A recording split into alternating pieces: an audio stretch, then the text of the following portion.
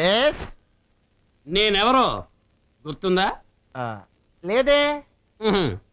మరి ఈయన?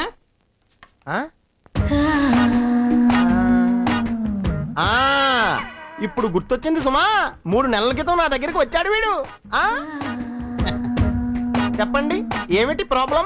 ఏం లేదు సార్, వచ్చే నెలలో నాకు పెళ్లి. పిల్లకనే కాస్త కలర్ తక్కువ.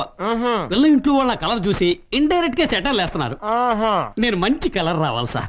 అందుకోసం మీ దగ్గర మందులు గానీ మాత్రలు గానీ ఏమో ఉన్నాయా? ఎందుకుండవు? స్వర్ణ భస్మం. ఇది ఒక్క నెల రోజులు వాడితే మీరు దగదగా మెరుస్తూ మెర్క్యూరీ లైట్ లా వెలిగిపోతారు. ధర కొంచెం ఎక్కువ, 1000 రూపాయలు. క్యాష్ పోయినా పర్వాలేదు సార్, నాకు మంచి కలర్ రావాలి. ఇంతకీ ఈ మందు ఎలా వాడాలి సార్?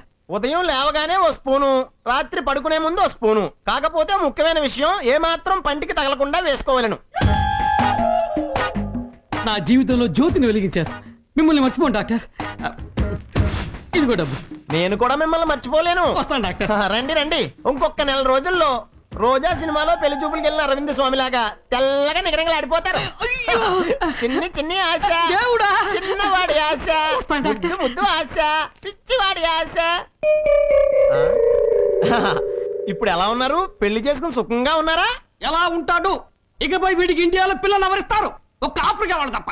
ఏ సరిగా చూడవయ్యా, ఆ ఫోటోలో ఉన్నది నేనే.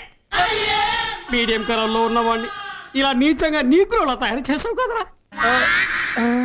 టైం బాగుండబట్టి నీ మందు నేను పంటికి తగలకుండా వేసుకున్నాను.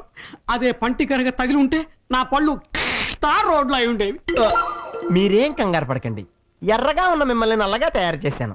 నల్లగా ఉన్న మిమ్మల్ని ఎర్రగా తయారు చేయలేనా? దానికి కూడా నా దగ్గర మంచి లేహ్యం ఉంది, కాకపోతే కొంచెం కాస్ట్లీ. ఇంత